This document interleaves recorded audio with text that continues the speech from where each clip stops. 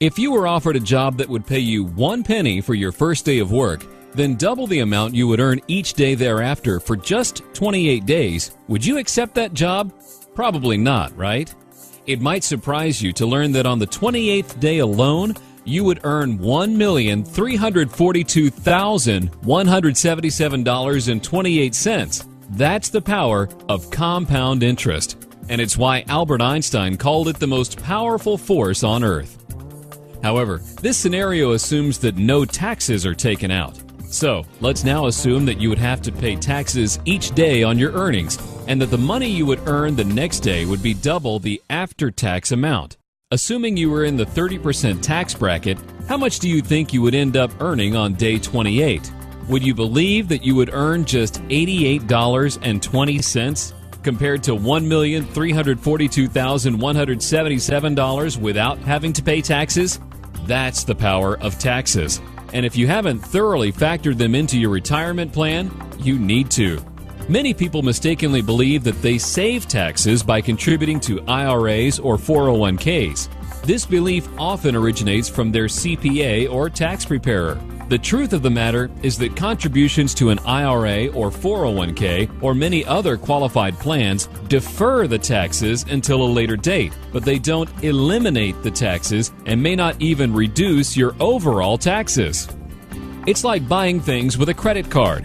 Although you don't have to pay for the goods the day you purchase them, you will have to pay for them when the credit card bill comes in the mail. The same holds true with deferred taxes. Although you don't have to pay the taxes the year you make the contributions, you will definitely have to pay them when you take the distributions.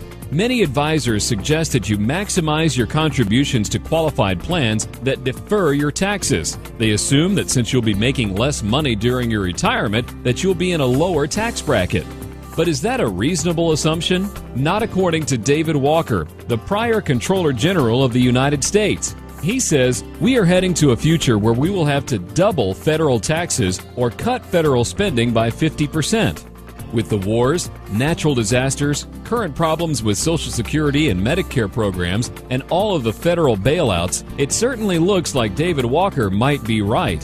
And if he is, it means that if you continue to contribute to qualified plans today, you may well be deferring a lower tax today in order to pay a higher tax later.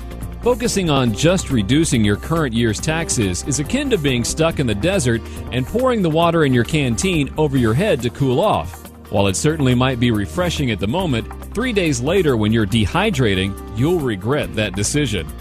When it comes to taxes, the tax rate or tax bracket is just one thing to take into account. For complete tax planning, you must also consider how the growth or interest on your savings will be taxed. For example, if you were a farmer that grew apple trees, what would you rather be taxed on? The seeds that you planted or each apple that you picked? You would obviously want to be taxed on the seeds because you only plant them once, but you harvest apples year after year after year. The same holds true with your retirement accounts. Some vehicles allow you to be taxed up front on the seeds, which would be your contributions, while others require that you be taxed on the harvest, which is when you take your distributions. You want to position yourself to pay the least amount of taxes over your entire lifetime, not just for one particular year. That would be like coaching a football team with the goal to win one particular quarter instead of winning the overall game. The most powerful way to reduce your taxes over your lifetime is by becoming your own banker. When structured properly, you will not be penalized for accessing your money before reaching a certain age, or be required to begin withdrawals, or be limited to contributing a certain amount, like you will be with a government-sponsored plan like the 401k, or IRA, or Roth IRA.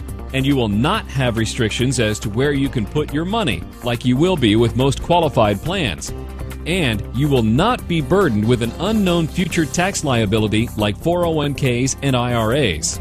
By becoming your own banker, you will soon be in a position to stop supporting the employees and shareholders of other banks and finance companies through all of the interest you're paying to them. Plus, you will be able to reduce the amount of taxes you must pay to the government and instead use that money to support you and your family.